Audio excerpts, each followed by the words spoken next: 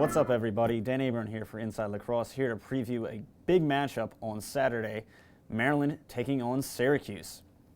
A prominent contest in this game will definitely be the face-off battle between Ben Williams and Austin Henningsen. Williams is winning 62% of his draws on the year, and he really came on for the Orange in that second half comeback against Albany on Sunday.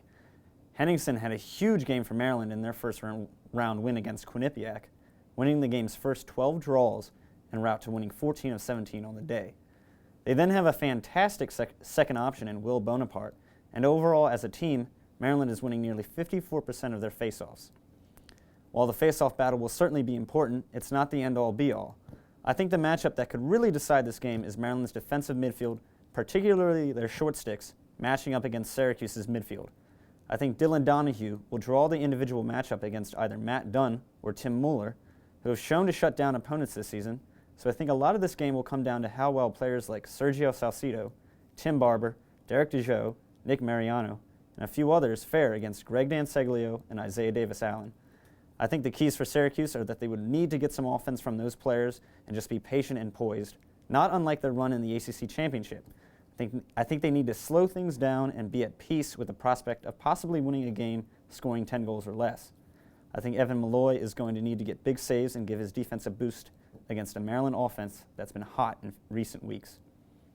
For Maryland to win, I think they need to limit the production of Donahue, Salcido, and Mariano in particular, and at least scrap at the faceoff X.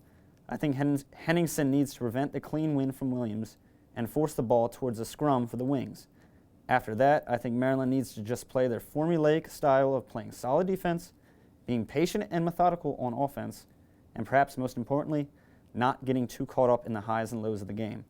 These are both two teams that can flip the switch at any moment and go on a run, so it's imperative that both stay level-headed throughout the contest. All in all, it should be a great contest worthy of all the hype. Matt Kinnear, Inside Lacrosse, here talking about Navy versus Brown in the NCAA quarterfinal.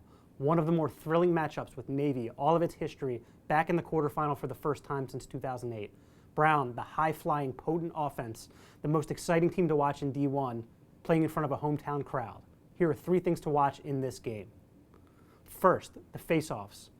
Navy has a chance to do what few teams have done this year, and that's make it a battle at the face-off X and not have Will Garral dominate them. Navy's Brady Dove is going over 60%, while Garral is 70%. But truly, this is a 3-on-3 battle at the face-off X. Brown has their stud defensemen Alec Tullett and Larkin Kemp out there on the wings. And if Navy double poles with Matt Reese and Chris Fennell, it's really going to be truly a battle out there with 6 potential All-Americans on the field for the face-off. Next, the number 1 offense versus the number 2 defense. Who wins that battle? Brown has the number 1 offense in the country, scoring 16.76 goals per game. Navy is holding teams to 7.13 goals per game. Chris Fennell and Dylan Malloy, 2 of the best in the business at their positions. Malloy is a Tewaaraton finalist, and he's going for Lyle Thompson's single-season points record. But really, it's going to come down to everyone not named Malloy for the Brown offense. Bailey Tills, Henry Blinn, Dylan Bellistri. Malloy is really a good feeder as well as a good scorer. That's a really underrated part of his game. If he can get the ball to those guys and those guys can put up some goals, it's really going to be a long day for Navy's defense. And for Navy, John Connors needs to have another big game. He stepped up in a big way against Yale, 12 saves, a really crucial second half. He's going to need to really steal some from this Brown offense with their great shooters for Navy to have a chance at this one. Last point, we have Navy's offense. Can it muster enough firepower against Brown? Brown, as good as their offense is, their defense really, really is the strong point of this team. It's truly one of the most balanced teams in Division I lacrosse. Navy's really going to have to find some answers when its offense has struggled against this really potent Brown defense. You're going to have Jack Ray, who's a big body, might not get the matchups that he likes because Brown is a really big physical defense and he can't use his physical strength to overpower them. Patrick Kina is going to get his points, but it's really going to come down to the other guys on the Navy offense, specifically the midfielders. Casey Reese had 4 goals against Yale, and he's going to have a few goals for Navy to have a chance in this one. And Grayson Terrain is going to have to capture some of that early season magic in the biggest game of his young career. Hey everybody, this is Geoff Shannon with Inside Lacrosse. Ohio Stadium is hosting the second NCAA quarterfinal this Sunday. First matchup, number 3 seed Notre Dame will take on North Carolina with a trip to Philadelphia on the line. These ACC foes faced off once already this year in the regular season, with North Carolina taking a 17-15 win over the then #1 ranked Irish on the Tar Heels Senior Day. Carolina was down 5 goals with 10 minutes left to play in the game before scoring the game's last 7 in the upset bid. If North Carolina is going to win Sunday, they'll need a repeat of that offensive performance from the regular season game.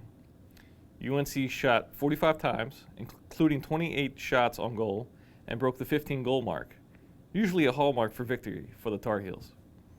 UNC attackman Luke Goldstock and Steve Pontrello combined for 8 goals in that contest, and they'll be important again Sunday. UNC's midfield, though, is the linchpin to a potential victory. Mike Tagliaferri, Shane Simpson, and Patrick Kelly will all need to be on point against Notre Dame if they want to make it to the semifinals. Another wrinkle? Stephen Kelly at the faceoff X. He won the matchup with the Irish in the first contest, including a 7 of 10 fourth quarter performance to drive the upset.